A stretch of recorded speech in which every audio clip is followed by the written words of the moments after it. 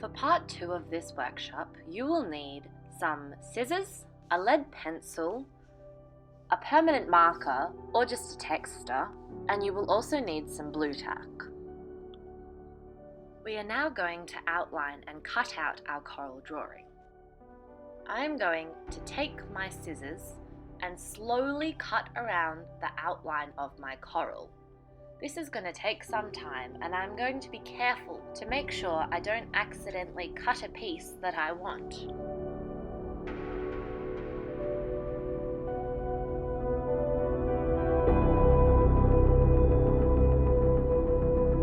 Once I have finished cutting out my coral and I am happy with it, I can put it somewhere safe and get on with the rest of what I have to do.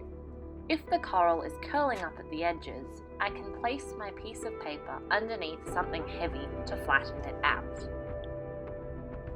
Now it's time to draw our underwater animals on the pieces of paper that we painted the other day. To do this, you are going to need a lead pencil. You'll also need an eraser, but it's okay if you don't have one.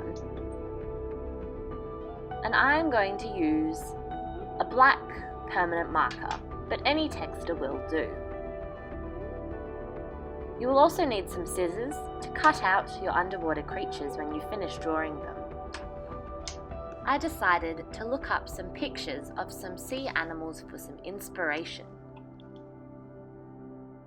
This is an image of a jellyfish that I decided to look at while I drew my own. If this one is too complicated for you, that's alright, you can look online and find your own that's at your level. As you draw, you want to make sure you only take up about half of your paper, because we'll use the other half to draw a different sea animal. While you only want to take up about half of your paper, you also want to ensure you are using as much of it as possible. So you don't want to draw just a tiny little jellyfish, wasting all of the empty space around you. As I draw, I make sure that I press my pencil quite lightly on the paper, so if I make a mistake, it's quite easy to rub out or go over it.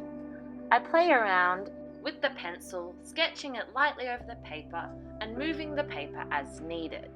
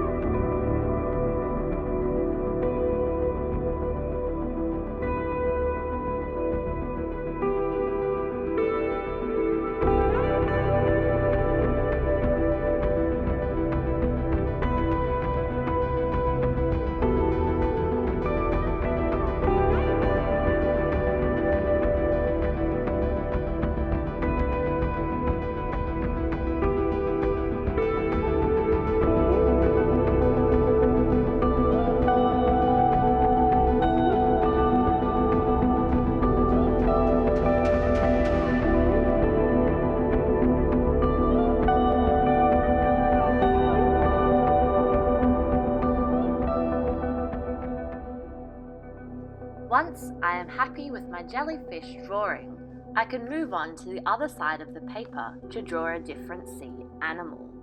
Similarly to the jellyfish, I am going to look online for some inspiration.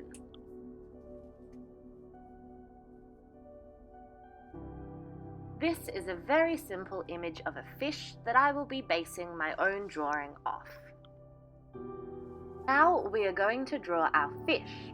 Like we did with the jellyfish, we are going to ensure that we take up as much of the paper as possible, so that when we cut it out, we don't have lots of scrap paper that could have been used. Like I did with the jellyfish, I am going to gently press my lead pencil to make the outline of the fish.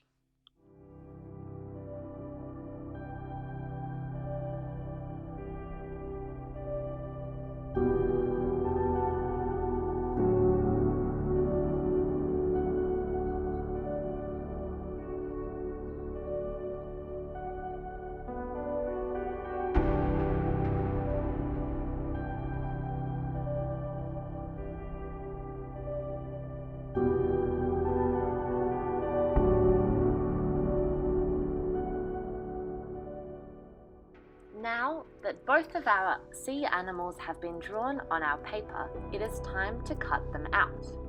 You will need scissors for this. I am going to take my scissors and slowly cut around the outline of my fish. I want to take my time with this to make sure the cutting is really neat and I don't accidentally chop off a fin or a tail.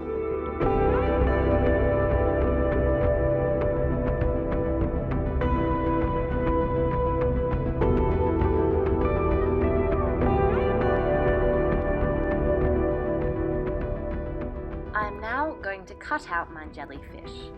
Because the jellyfish has tentacles or tendrils, it's going to be a lot harder to cut out than the fish. I'm going to do it very slowly to ensure I don't cut off one of the jellyfish's tendrils.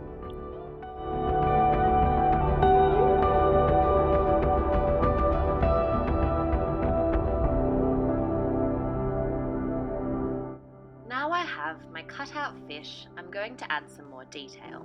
I will need a lead pencil and a marker to do this. I'm going to take my lead pencil and just draw out where I want to go over with the marker.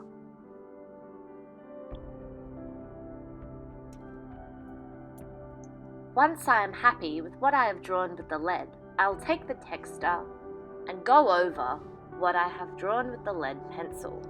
This will really make my fish stand out.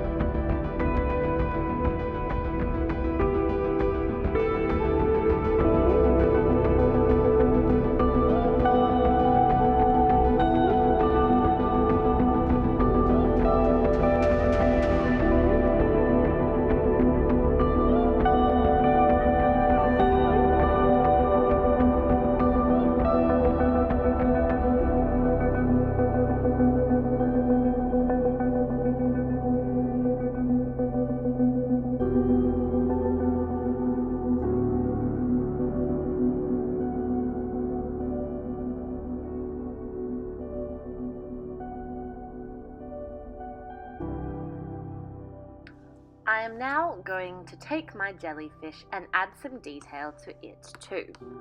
Like my fish, I will need my lead pencil and my pen or texter.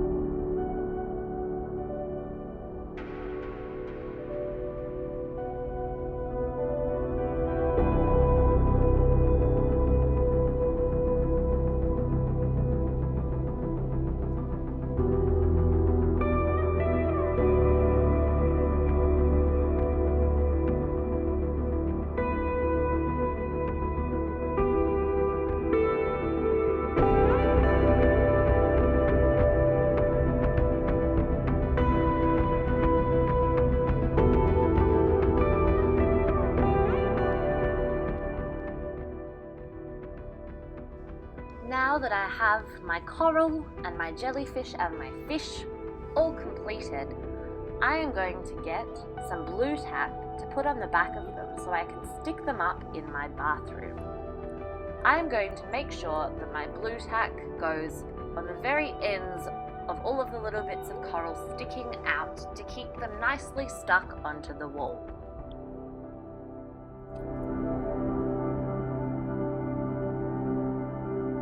It's time to stick up our sea creatures in our bathroom to add some colour and liven it up a bit.